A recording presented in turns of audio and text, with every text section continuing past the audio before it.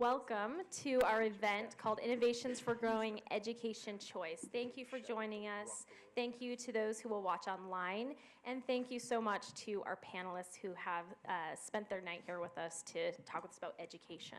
So as many of you know, this is National School Choice Week. So Sutherland Institute wants to celebrate by talking about innovative options that Utah has already and wants to spread further, and those that we should consider adopting. If there's one thing I want people to take away from tonight, it's that education choice is really a principle rather than any particular policy. So at the core of education choice is this belief that every student is unique and different, and that they deserve whatever options are going to meet their needs and help them reach their unique potential. Education choice includes access to a range of options, from online courses to public schools, to charter schools, to special needs therapies, to in-home teachers. It also includes additional options in college and career opportunities, including industry pathway partnerships. I like to say that it also includes increased flexibility in time, pace, and place, sometimes calling this micro-choice for students. Many of these topics we'll discuss tonight, and they're all experts here. But the most exciting thing is that education choice includes a lot of things we haven't even thought of yet. And at Sutherland, we believe that so many of the solutions are found in creative minds, and that one of the best ways to get those solutions to students is to have discussions like this. So we are very excited to have each of these experts here to talk with us. So let me introduce our panel. At the far end, we have Kimberly Carlisle. She's Director of Industry and Talent Initiatives for the Utah Governor's Office of Economic Development. We have Kathy Visser, mother and recipient of Arizona's Empowerment Scholarship Program. Kenneth Grover, principal of Innovations Early College High School here in Salt Lake. And then Matt Bowman, founder and CEO of My Tech High. You can find their full bios on the handout at your seat. So a little housekeeping. I'll have each panelist tell their story, explaining their unique challenges, what they've done to improve it, and the outcomes. And then I'll offer it up to you to ask them questions. Okay? So let's start with Kimberly. All right, well, thank you. It's a pleasure to be here tonight. And can you hear me okay? It's a small room, so I assume so. But I am, as was mentioned, with the Governor's Office of Economic Development, and we have the opportunity to work with a lot of businesses in the state and key industries that have a large economic impact on what we do. And as we've been working with these industries, we've realized the shortage in trained and skilled workers to fill a lot of the jobs that we have available in the state. And so what we've been able to do is this Talent Ready Utah initiative that Governor Herbert actually announced last year at the State of the State address. And the purpose of Talent Ready Utah is really to get industry more involved with education. And we've seen that when that happens, specifically in regards to work-based learning, that good things happen. We created a model in the state of Utah 2 years ago that really set the stage for Talent Ready Utah and for quality industry involvement. And so what happened was we were working with a lot of aerospace companies in the state of Utah, Boeing, Orbital ATK, Janicki Industries. We were working with them, and we were able to create a pathway program. We call it Utah Aerospace Pathways. And this program allows high school students to do internships with these companies while they're in high school. They're also able to take some courses available through their post-secondary partners within their region. We were able to pilot this in a few school districts across the state. And essentially, these students were able to graduate high school with a certification that these industry partners agreed to interview everyone who applied with this certification. And so they had a guaranteed interview, and the industry partners started hiring a lot of these high school students with the agreement that they would provide tuition reimbursement as they continued to work there. So for students who were looking for an opportunity to help pay for their post-secondary education, they were able to do that. And it was a model that we were able to complete really well here in the state of Utah because we were all willing to work really well together. We had industry partners give of their time. We were meeting every other Friday for for 2 hours mapping out what the curriculum should look like. We had educators in the room with our school districts and our CTE directors, our post-secondary with our tech colleges and our community colleges, and they all really rallied around this and were able to help come up with a plan that would be beneficial for everyone. We were able to take that model and replicate that into other industries, including diesel technician and the life science industry, and also most recently the IT industry in the state of Utah was announced just last week. Governor Herbert announced that, and so it's been a fun opportunity. Another great experience that we've been able to have with Talent Ready Utah is to look at what other states are currently doing. So the National Governors Association actually selected Utah as one of the leader states in work-based learning.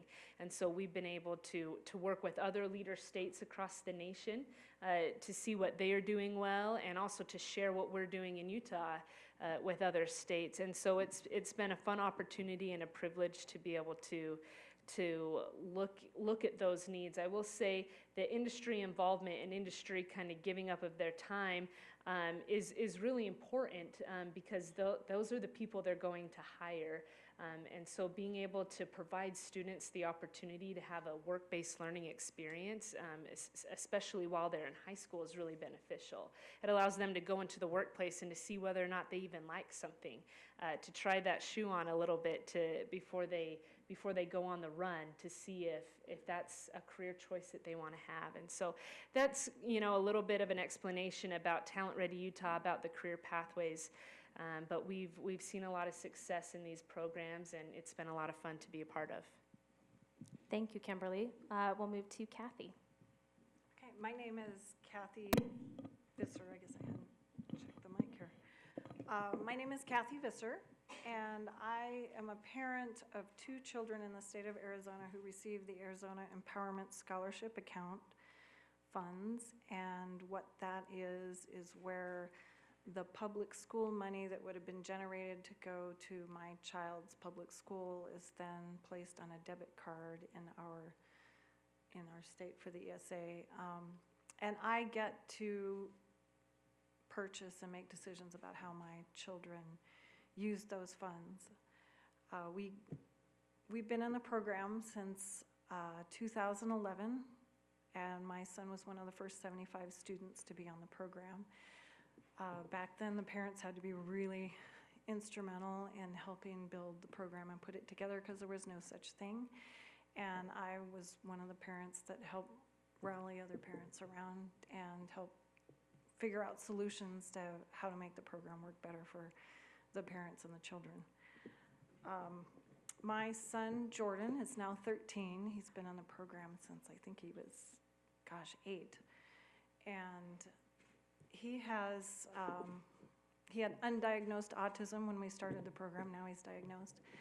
He has a myriad of learning challenges, from everything from he cannot use a pencil to write even his name. It's very difficult. And he had an undiagnosed vision issue where he was legally blind. He could not read individual letters and words, so he couldn't access the curriculum at school. And he was not allowed to have access to the person on the staff that could actually test for the problem that he was having because of the way the testing works in the school that we were in. He also has had a lot of trouble with all of his motor functions, but he's a perfectly intelligent, average intelligent, delightful, loves to learn, and is really excited about his education in spite of all of these learning challenges. And then I have a daughter who is now 10, and she's kind of the opposite extreme of my son. She just thrives on learning and reading in school, but she's on the other extreme of she doesn't get the help she needs in the school because she does so well. So she's not getting the help that she needs, and at some point she's going to hit a ceiling where it falls apart because of that. So I have both children in the program now to individualize their funds. I'm also moderate a couple of parent groups where we as parents have gotten together to support one another. We have shared our resources. We have gone and beat the bushes and found tutors and therapists and helping some of the young therapists that have been willing to work with our kids build a better program and a better path and move our children into better places with their education. Great, thank you so much. We'll move to Kenneth Grover. Good evening. When you head home tonight, if you drive down the hill, you'll see a very old building by the name of West High School. That school opened up in 1894 as Salt Lake High, changed its name in 1917 to West High School. If you go there today, school is basically taught the same way it was in 1894. In 1894, most folks were coming to school probably walking, maybe on a horse. By 1920, maybe in a Model T. So why is it that schools are still the same today as they were 100 years ago? That's the question I ask myself. Now, I pick on West High School because I had the chance to be the principal there back in the day. And I, at that time, was realizing that the structures of those schools needed to shift and change with the learners of today. And so in 2007 and 2008, I got together with a couple of crazy co-workers of mine, and we started saying, what would happen if we could create school differently? What would happen if we actually created schools the way that the students wanted them to run? And with that in mind, we actually started by asking students 3 simple questions. What do you like about your school? What don't you like about school? And if you could create school your way, what would it look like? And much to what our surprise was, is that most students did enjoy school, but they did not enjoy the constructs of time as it was controlled by class periods, and they did not enjoy the fact that maybe they had limited access to their teachers because of the way the class periods were set up. So we began with this in mind to reflect the surveys and build a school in Salt Lake City that reflected those needs. And so we built Innovation's Early College High School. It's just down the street at 1700 South and State Street. And in that school, students have control of their time, their path, their place, and their pace for learning. Key in Salt Lake City School District, perhaps not true for our whole state, but in our district, about 35 to 40% of our students arrive unprepared to engage in 9th grade curriculum. And the traditional high school has no way of accommodating for those students. At our school, we can accommodate for all students, no matter where they are in their learning levels. We're able to slow time down for some, speed time up for others, so that all students achieve. And you do this because we also broke down the old idea that seat time means you've learned something. Just because you sit in a chair doesn't mean you've learned anything. So we moved to a competency-based model where when you learn it, you then earn the credit. And until you've earned the credit, you don't move forward. So what are some of those outcomes with that crazy approach? Well, we opened the doors with 180 students. We currently have 430. Each year our wait list is about 500. It is now pushed to other school districts within our state because they realize, wow, we need to be doing this to meet the needs of our student learners and our parents that are demanding this. What are the outcomes for the student in general? Hard to quantify in ways that make sense to most, but our graduation rate hovers between 93 and 100% each year in the last 4. That's our sister schools sit somewhere around 80%. We remove no students from school, meaning they all are with us. We start with the same cohort that, we graduate the same cohort that started with this. Our ACT scores are 3 points higher. But what's more impressive when students have complete control of their time is we've had no behavior issues in our school in 6 years running. Not a suspension, nothing. And it isn't because students aren't capable of it, but because when they have control of their ability to be where they need to be, they usually will conduct themselves accordingly. Now you might say that we pick the best and brightest to have those outcomes, and that's totally true. Every child that comes in our door, we believe, is gifted and talented, and every child that comes in our door also, we believe, has some special needs that they need addressed. So all of them have that personalized education plan to guide them through the process. But you don't have to believe my words. Go down and see it for yourself. It's only 2 miles away. I would say that some 2,500 educators from across this country have come and looked at the school. The model's now being replicated in Clark County, which is Las Vegas, which has a small amount of students, around 360,000. And we have schools throughout Arkansas, Oklahoma, Kansas, Missouri, Idaho, and others that are now following this model, not because they want to do something new and cool, but because it's the best thing for students. Personalized learning is where school is moving towards and where our schools hope to be. And my hope is that in 10 years, the traditional model is nothing more than a figment of our imagination. Thanks. Thank you, and I did have the opportunity to visit that school, so I would encourage anyone to go there. We'll move on to Matt. That's awesome. All of those comments and stories. So happy to be here. My name is Matt Bowman. I'm a Utah certified teacher, and I have a master's degree in education, and I started off teaching 6th grade up in the state of Washington. And this was back in the 90s, and I got this grant to bring this new thing called the internet into the classroom. And I jumped at it, and we began teaching our kids HTML, building websites, posting their projects for the world to see, and I saw student engagement go off the chart when someone other than me was looking at their projects. And it was really cool. And so that led to a career change. I got a job offer from a software company in Utah called Novell, if anyone remembers them. They are no longer titled that. Anyway, to run their online education program for their Novell Engineer clients worldwide. And so I was at Novell a total of 13 years. And now 9 years ago, we're in our 9th year, I said, you know what, I want to merge those two careers. I want to create online education for kids focused on tech and entrepreneurship. And so I thought, you know what, we're going to turn out some Bill Gates and Mark Zuckerbergs, and we're going to attract these 16, 17-year-olds and create, so My Tech High was going to have this vision of all these great tech entrepreneurs that we could help train up. And the first year, our average age was 11. And so the My Tech High brand was a little bit off because it's not just high school, it's for grades K through 12.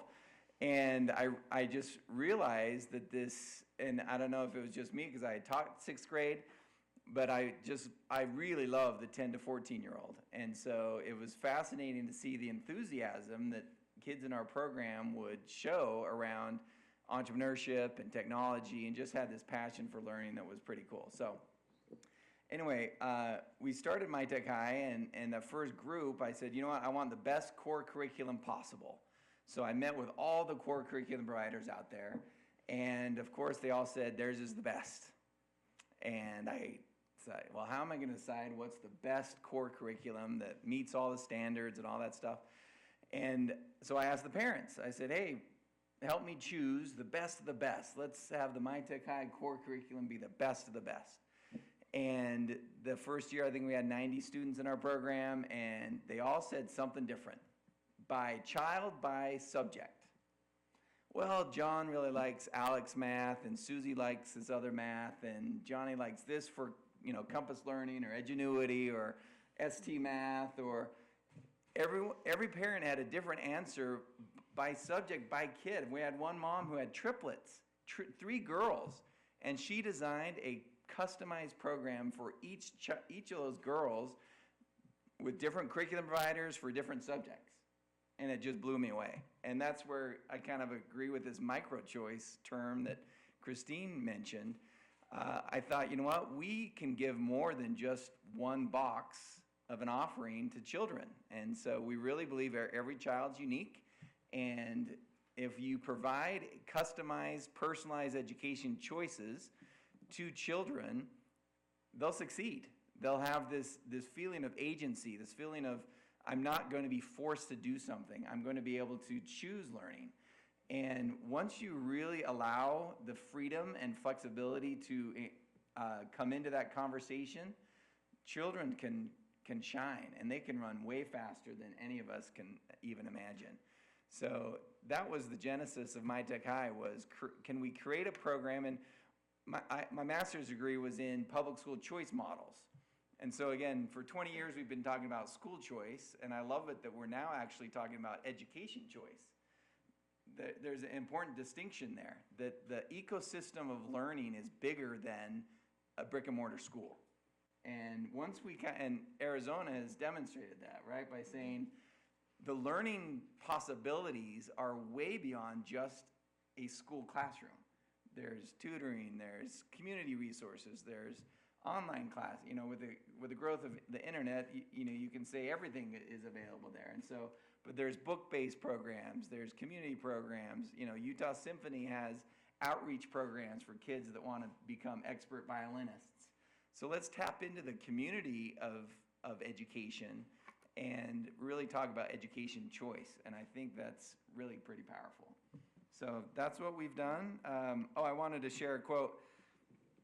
He's sick. He was going to be here tonight, but one of our one of our other design principles was this program needs to be free for families. And so in order to do that, we needed to partner with public school system. And like Ken, I wanted to show that we could innovate within the system, not just create something outside of it. So we've partnered with we've partnered with charter and district schools to implement the program. And one of our partner superintendents, Scott Rogers, said, we realized that we were offering dishwashers when parents wanted a vacuum. So let's give them what they want. And so he saw that schools have the ability to adapt, personalize, and adjust, and that's what we've done. So it's pretty exciting. Great, well said. I have the privilege as the moderator to ask the first question, and we'll start again at the end. So a lot of these are big changes. What was a major roadblock that you ran into, and how did you overcome it? It could be policies, state policies that needed to change. It could be culture. Whatever it was for you, we'd love to hear that. Great. Yeah, I'll go back to an example with one of the pathway programs. And as we develop a pathway program, it might be beneficial to give an example of what I mean as a pathway, because I know there's a lot of different terms for pathway.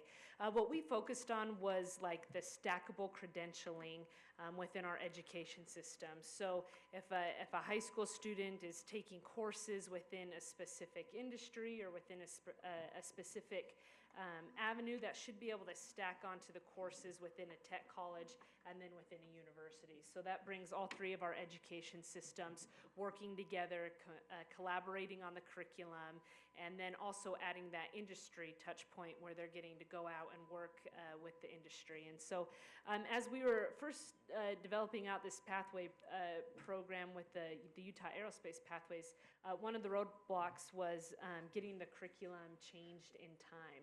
So we had about 4 months before the school year was starting, and so that was one of the roadblocks that we weren't sure if we'd be able to implement that soon enough, but we were able to get a little bit creative with some of the courses that were already being taught within the high schools, and then add in some of the aerospace components to that. So that was one solution that we were able to do.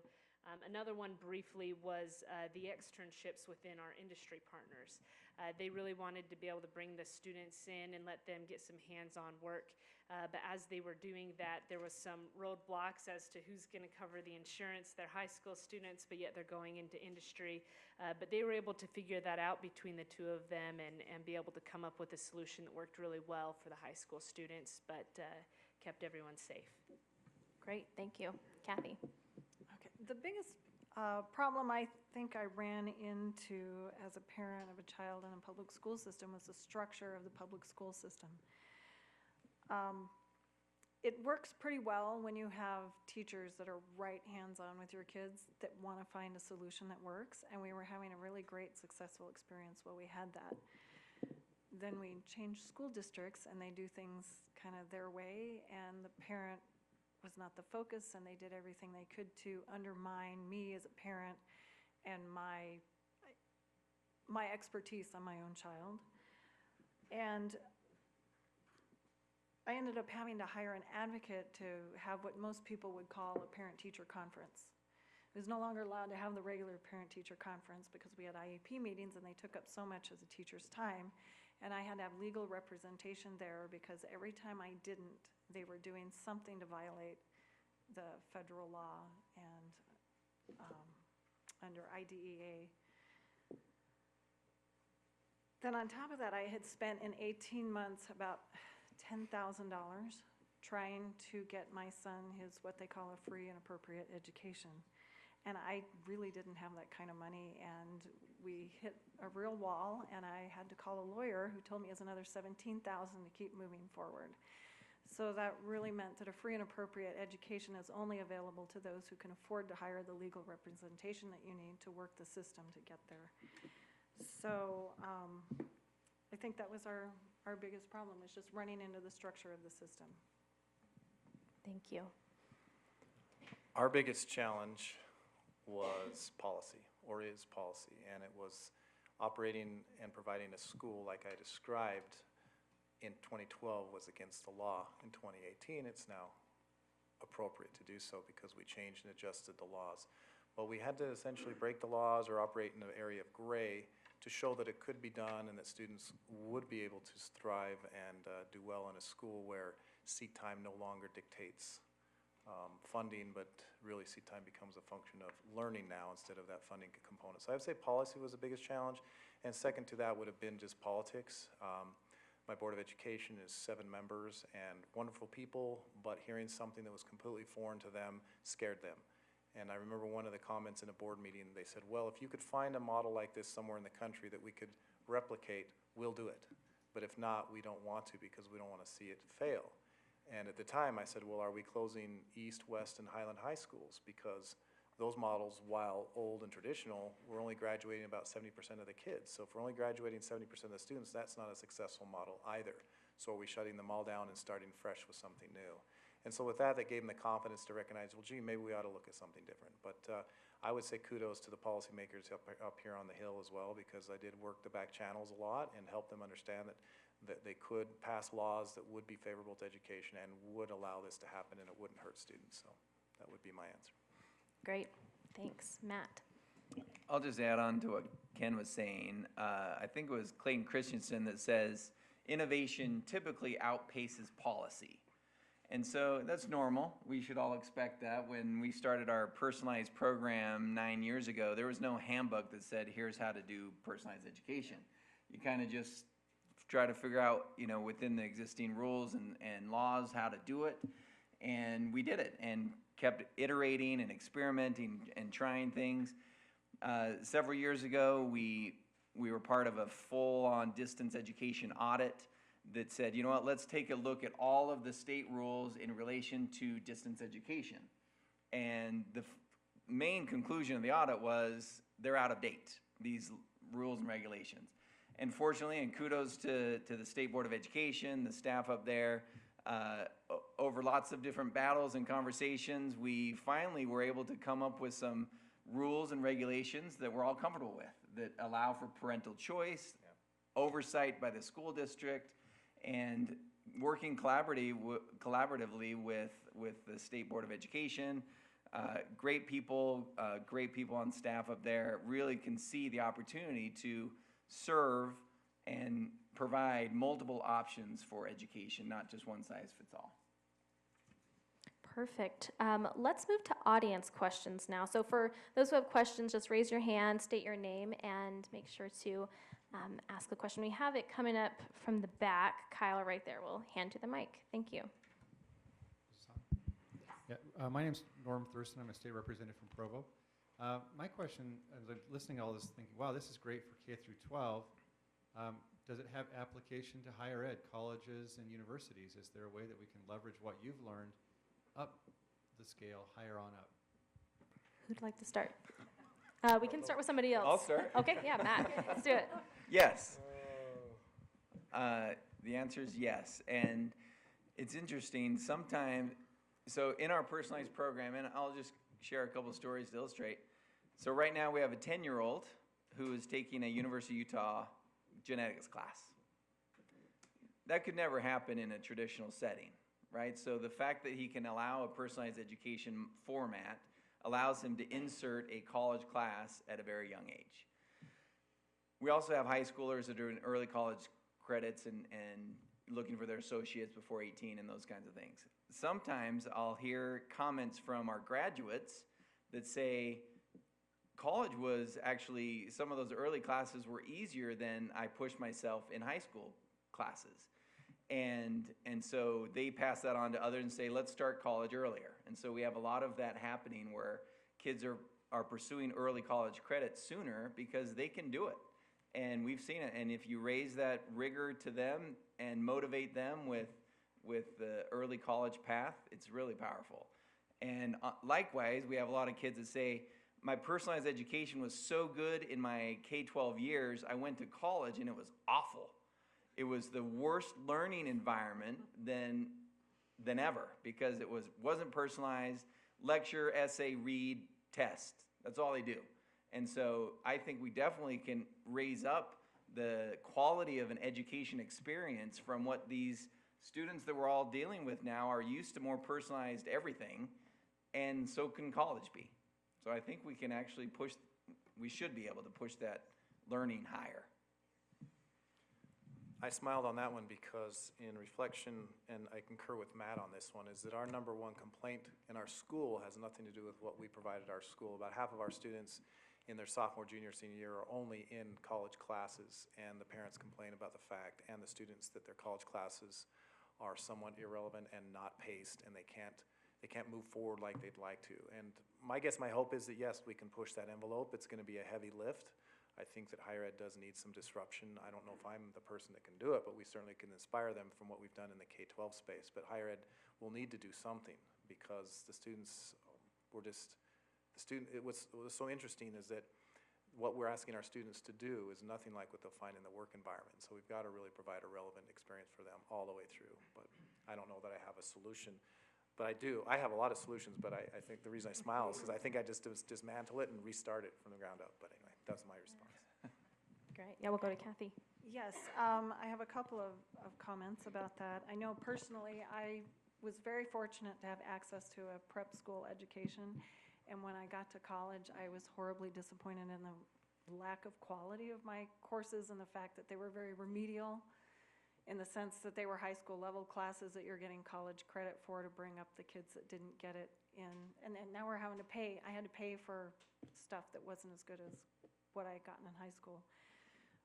And then as far as the Empowerment Scholarship Program goes, in Arizona, we are allowed to use it for college tuition.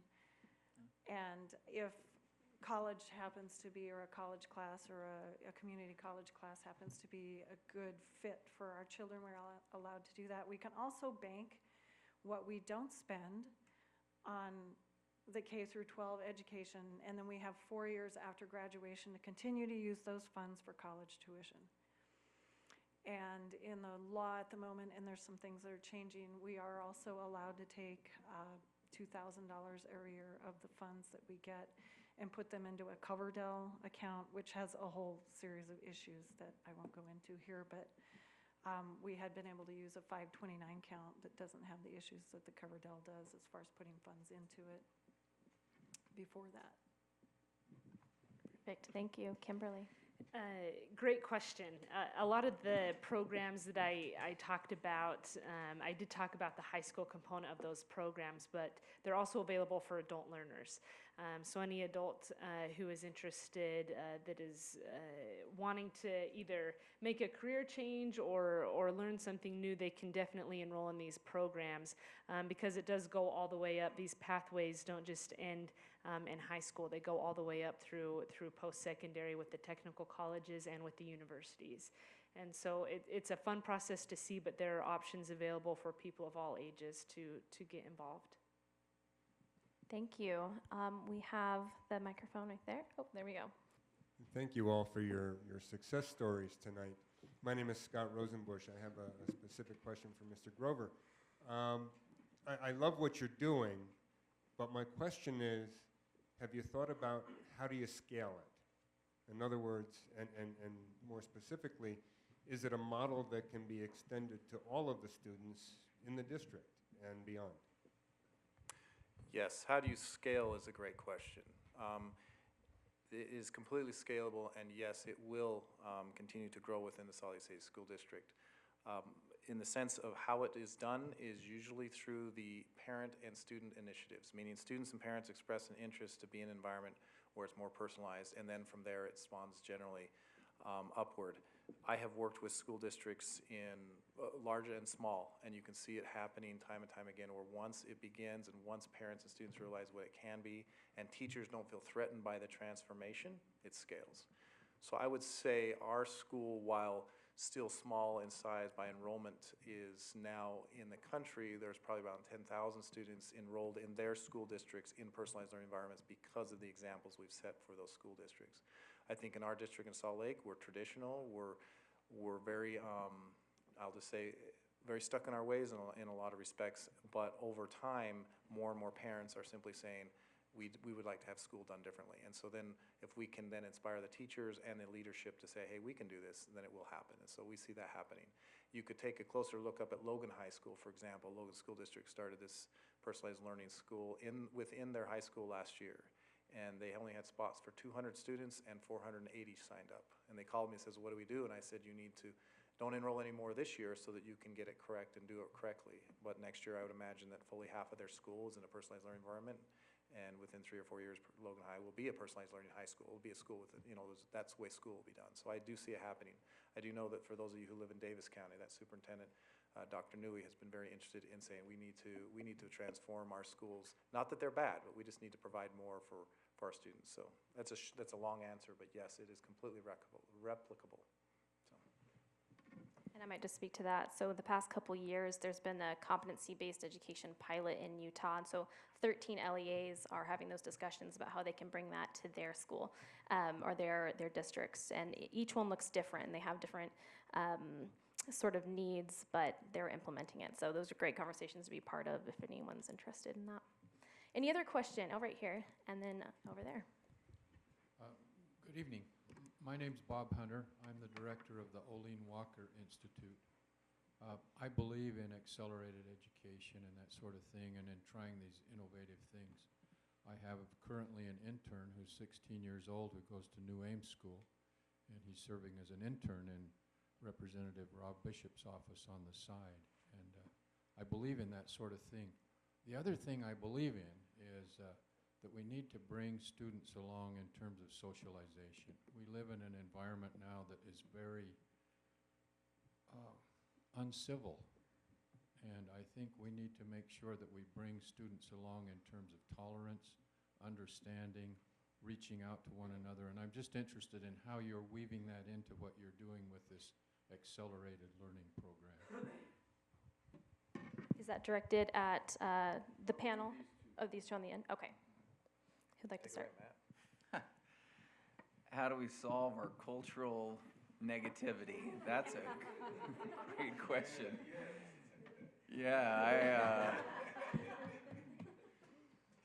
I don't have a good answer for that. I think our whole society needs some help with that. You're right. I think,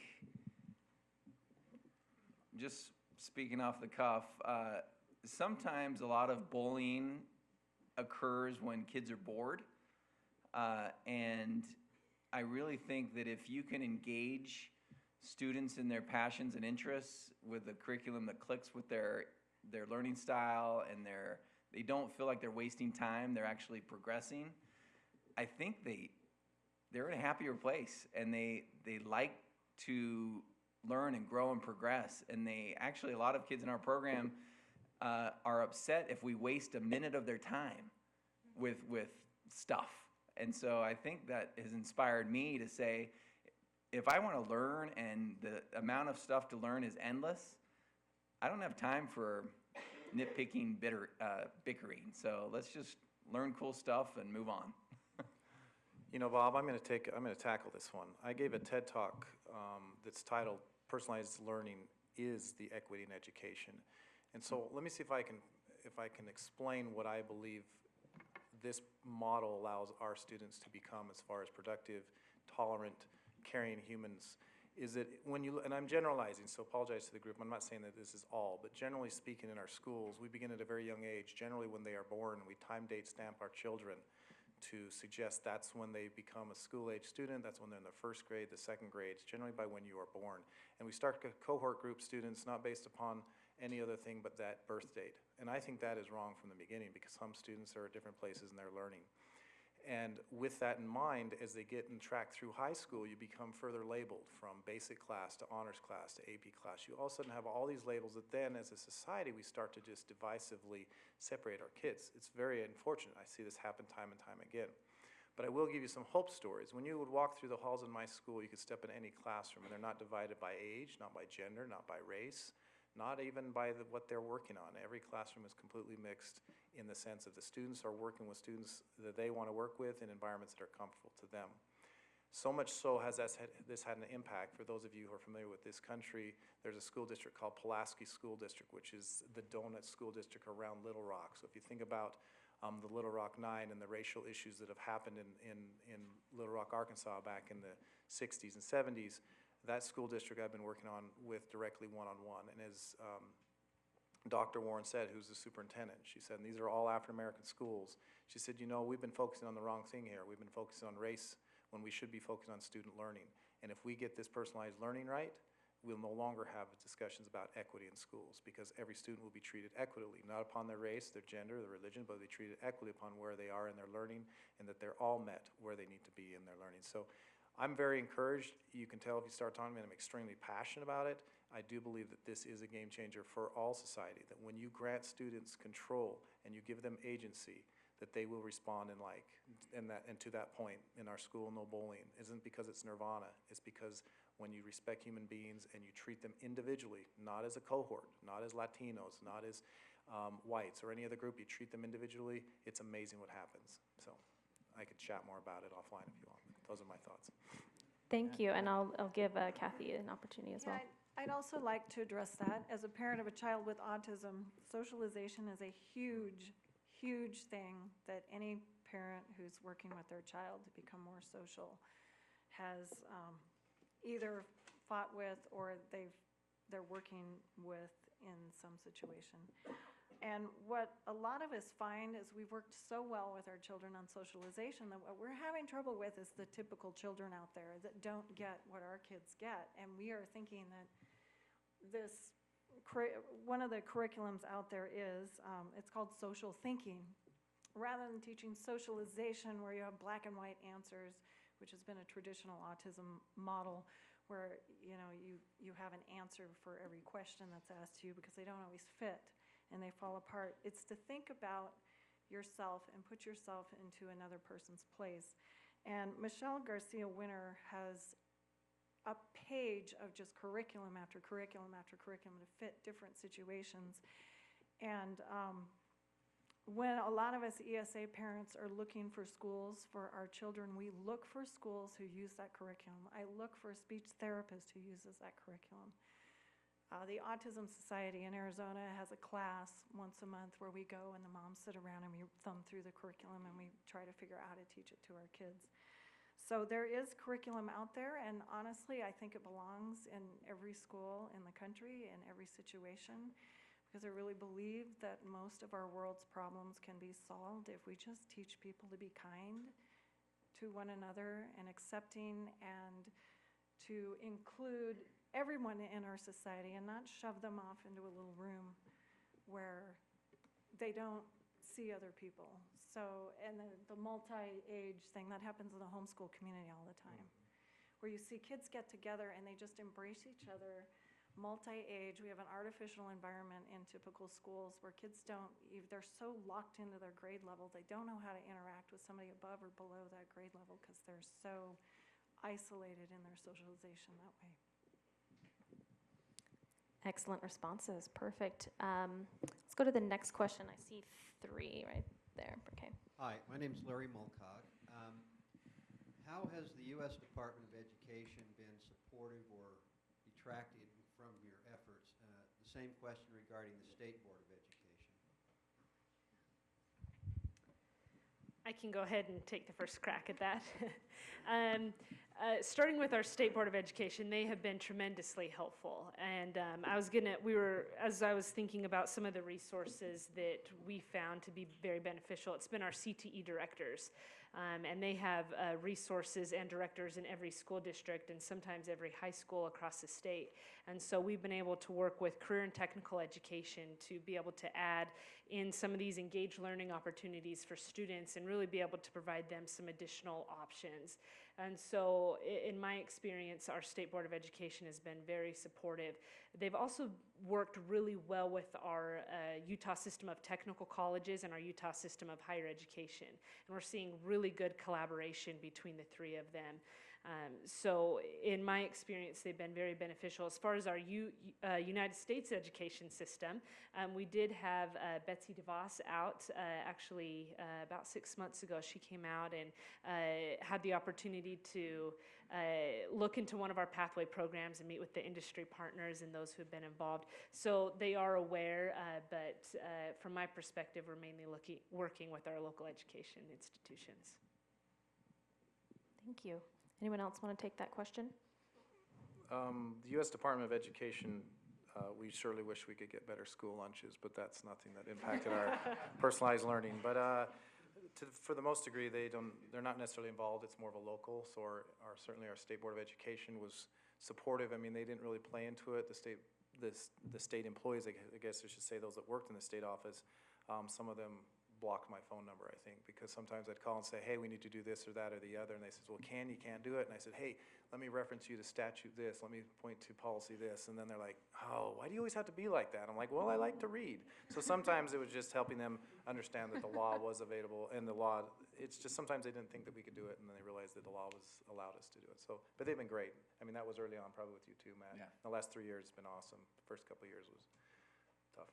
Yeah, and I'll just add one more is that we live in a state with our State Board of Education that actually does value local control. And so they view the locally elected boards of districts and charter boards as really the oversight entity of that school. And so I'm pleased to report that they do believe that, and that's a really positive sign.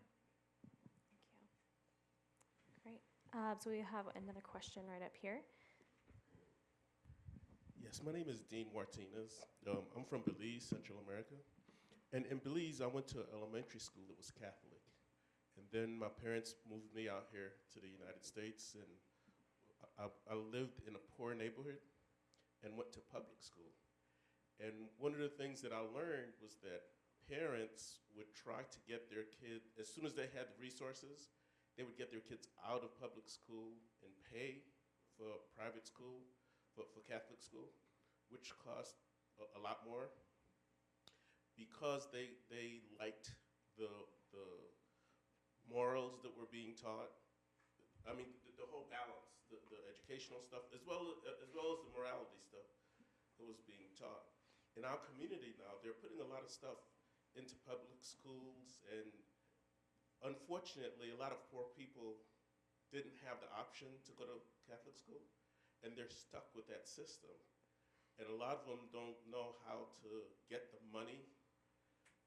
And if they did, it would seem that having groups of people that have the same morals and the same basic foundation would be beneficial to those students, where they're not forced to accept, especially these societal things that keep changing and keep being forced on the kids.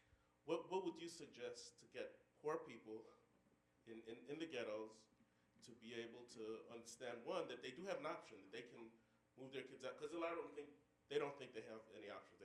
They have to go to the school where they live, and a lot of them themselves, the parents themselves, don't have the education to know better. Like with me, I taught my daughter math, and she hated my teaching more than she hated the teacher's teaching. But people who haven't gone to college, though, don't have that benefit. They rely on the school to educate their children. Does that make sense? And so do you have any idea on if there's a way to get those kids out of there, pool them, and have like a home teaching group?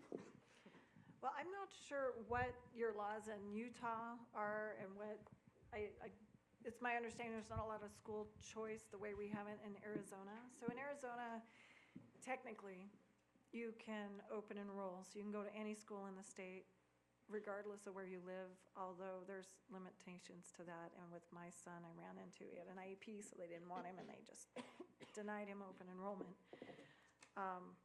So I'm not sure what support system or structure is here, or what options you do have, but that's definitely something we've looked at. Is even as ESA parents, it's like a concern with us, because it tends to filter down from the more educated down, as far as I've seen. And also I've been a teacher in a classroom, and I taught in poor schools. So I've seen the inequity in what's coming from home and what the kids have access to.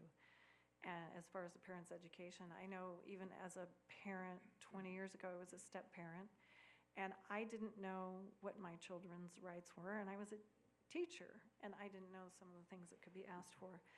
There are groups like the American Federation for Children in Arizona that are going into the lower income neighborhoods and trying to educate the people. They have people on staff that speak Spanish that can help the non-English speaking parents access education, and they're really trying to go into those neighborhoods and let them know what their options are and help them learn about the ESA program and how to use it, or the other educational options if those seem to be a better fit for their children.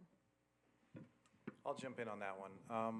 I wouldn't say that we have ghettos here in Utah like you would see perhaps in other communities. And having probably worked in, I would say Salt Lake City is certainly the most diverse district, maybe next, well, we are the most diverse. Ogden might be a close second. So our population would be economically probably reflective of what you would see in most urban centers.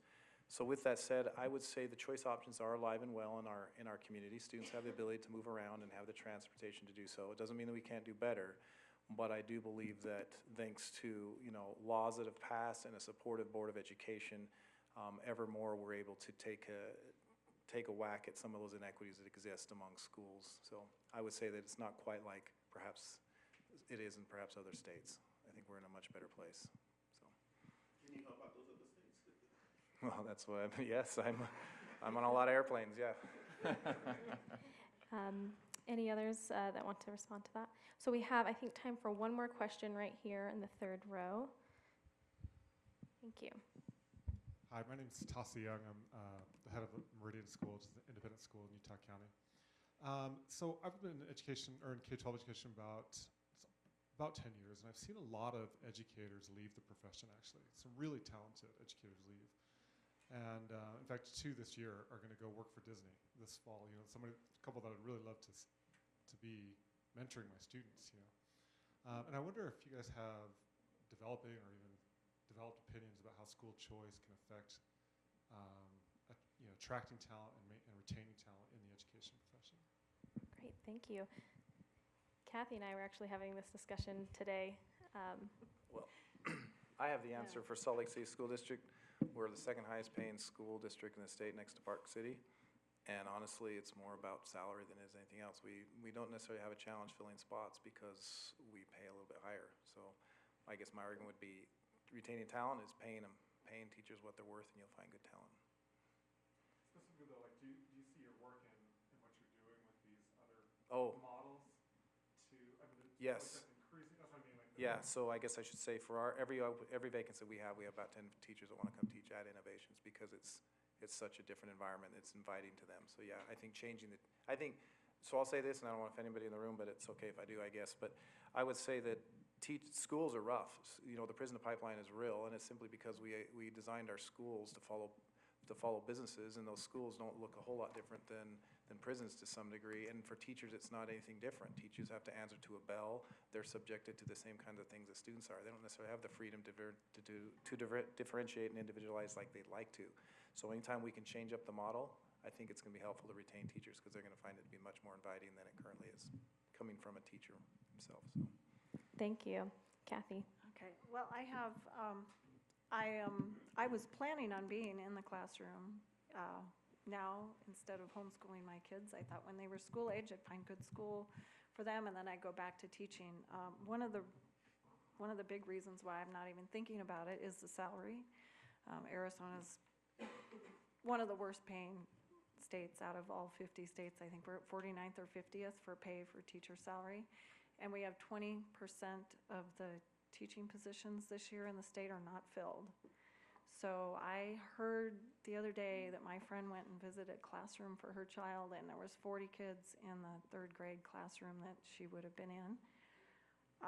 So teacher salary is a huge motivator. And then to boot, having an environment, just from what I've heard from this school here, I would be itching to get into a school where you're really student focused. I like to run my classroom that way, and I always had kids in at lunch and after school in my classroom so I could do exactly what they're doing during their school day.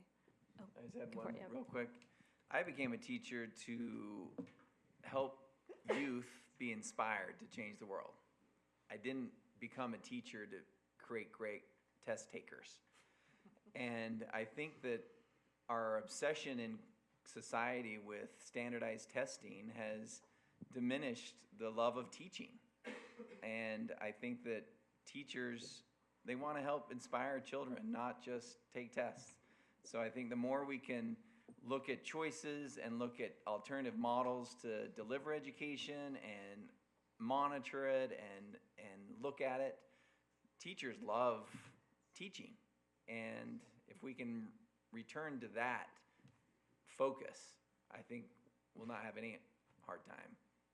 There's lots of people that want to inspire the next generation. It's really cool. And if I could also address that, so when I visited Arizona to learn about their Empowerment Scholarship Program, I saw that it actually gave teachers more choices. I met a teacher named Mrs. Love, and she worked with a student one-on-one, so she set her schedule with that family. She negotiated her salary directly with the mother.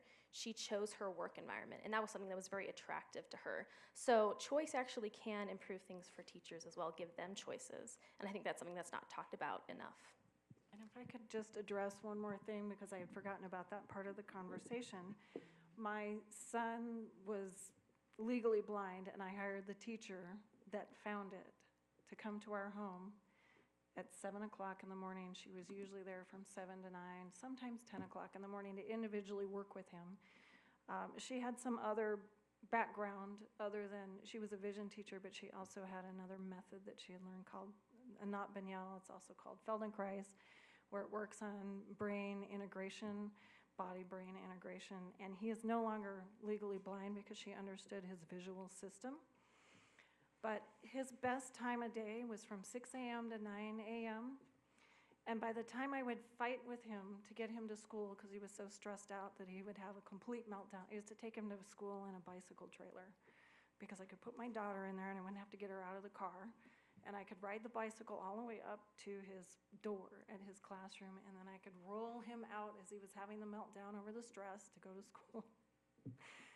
So it just made things easier. And then I'd pick him up kind of the same way so that we didn't have to deal with the whole car thing. And then sometimes he'd just melt down on the way home because he was so stressed out from behaving all day at school. But I negotiated a salary with this teacher. I was paying her $65 an hour because she had